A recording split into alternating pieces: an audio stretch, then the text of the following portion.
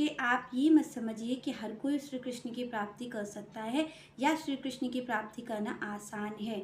भगवान कहते हैं मेरी भक्ति को तो छोड़ो, कोई मेरी शरण में आना ही नहीं चाहेगा, कोई मेरी शरण में आता ही नहीं है। मेरी शरण में आने वाला कोई जीव एक जन्म का नहीं हो सकता है। भगवान कहते कोई ये सोचे कि एक जन्म मेरी शरण ग्रहण कर ले तो ऐसा तो हो ही नहीं सकता है। यहाँ पर श्री कृष्ण कहना चाहते हैं कि मेरे भक्त को कभी भी साधारण नहीं समझना चाहिए, क्योंकि आप और हम लोग क्या करते हैं कि भक्त को तो ये समझते हैं कि ये कोई काम नहीं कर सकता है इसलिए भगवान की भक्ति कर रहा है, ये तो इसको कोई काम करना नहीं है क्योंकि ये पढ़ा लिखा नहीं है इसलिए शायद भगवान की भक्ति कर रहा है, या फिर ये संसार में कुछ अच्छा कर नहीं पाया है इसलिए संसार को छोड़ करके ये भगवान की भक्ति कर रहा है। तो हमें और आपको कभी भी ऐसा नहीं सोचना चाहिए, क्योंकि यहाँ पर भगवान बताते हैं कि उनकी जो भक्ति है वो आप और हम नहीं कर सकते, आप और हमारे बस की बात ही नहीं है। यहाँ पर श्री कृष्ण कहते हैं कि मेरी भक्ति करने वाला, मेरी शरण में आने वाला, भगवान यहाँ कहते बहुनाम जन्म नामन्ते, भगवान कहते कोई एक जन्म की तो ये बात ही नहीं है, मेरे भक्त के तो कई जन्म होते हैं और धीरे धीरे उन पुण्य को इकट्ठा होता है और पुण्य जब वो करता है वो पुण्य एकत्रित होते हो। कौन से पुण्य? जो निस्वार्थ भाव से किए गए हों। आपके जैसे हमारे पुण्य नहीं कि किसी को आप और हमने पानी जल पिला दिया और हमने कहा कि इससे क्या मिलेगा। अगर आप और हमने गाय को रोटी खिला दी और हमने ये पूछ लिया भाई इससे क्या मिलेगा, इससे धन की प्राप्ति होगी कि नहीं होगी, इससे हमारी नौकरी लग जाएगी कि नहीं लग जाएगी, हमारे घर में मंगल कार्य होंगे कि नहीं होंगे, अगर हमने ये भाव, हमने ये स्वार्थ कर लिया तो भगवान कहते ये पुण्य नहीं है, ये पुण्य एकत्रित नहीं होंगे। क्यों नहीं होंगे?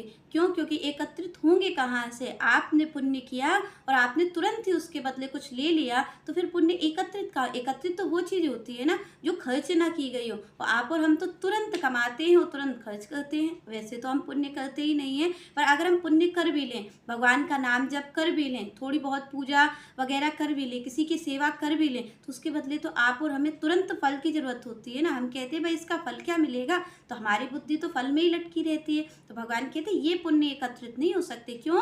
क्योंकि ये स्वार्थवश हो रहे हैं, आप इसके बदले कुछ चाह रहे हो, वो आपको मिल जाएगा। तो यहाँ पर श्री कृष्ण कहते हैं कि भाई जो निस्वार्थ बुद्धि से कार्य करता है, जिसने, भगवान कहते हैं कि जिसने सेवा की है वो ऐसी सेवा की है कि कोई स्वार्थवश सेवा नहीं की, उसने नाम जब किया है तो कोई स्वार्थवश नहीं किया है। तो भगवान कहते हैं जब कोई ऐसे छोटे छोटे कार्य अपने, क्योंकि कई जन्म होते हैं, जन्मों में जब छोटे छोटे कार्य करता है, भगवान कहते हैं जब वो सारे पुण्य, वो अच्छे पुण्य, निस्वार्थ भाव से किए गए पुण्य जब एकत्रित हो जाते हैं तो भगवान कहते हैं फिर जीव मेरी शरण में आता है, फिर जीव मेरी भक्ति करता है, तब वो मेरा भक्त होता है। तो आज से आप और हम ये जान लें कि भक्त साधारण नहीं होते, भक्त भगवान की कृपा से होते हैं। जब कोई थोड़े थोड़े पुण्य इकट्ठे होते हैं तब कोई भक्त बनता है। तो आप और हम क्या समझते हैं कि जो कोई कार्य नहीं कर सकता वो भक्ति का कार्य करता है। तो यहाँ पर आप और हमें कभी भी ऐसा नहीं करना चाहिए, क्योंकि यहाँ पर भगवान कहते हैं कि भक्त अपराध से आपको कोई नहीं बचा सकता। वैसे तो आप और हम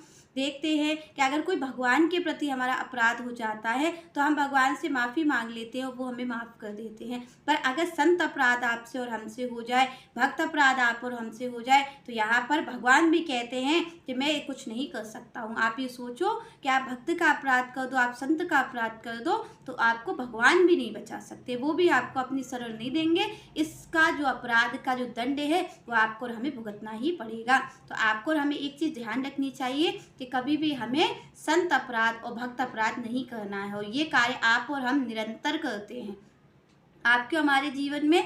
क्योंकि देखिए भक्त कोई इतना पाखंड तो रचता नहीं है, तो आप और हम तो जान ही नहीं पाते कौन भक्त है, इसलिए आप और हमें किसी का भी अपमान नहीं करना है, क्योंकि कोई भी भक्त हो सकता है। भक्त आप देखते हैं, भक्त बड़ा बड़ा तिलक लगाए, गेरुए वस्त्र पहने नहीं घूमेगा, क्योंकि भक्त का तो स्वभाव ही अलग है। पर यहाँ पर आप और हम नहीं पहचान पाते हैं, तो भूल बस आप और हमसे ये अपराध हो जाता है। पर हमें ये ध्यान रखना है कि हमें ये अपराध से बचना है, भक्त अपराध और संत अपराध से हमें बचना है, क्योंकि इसका कोई हल नहीं है।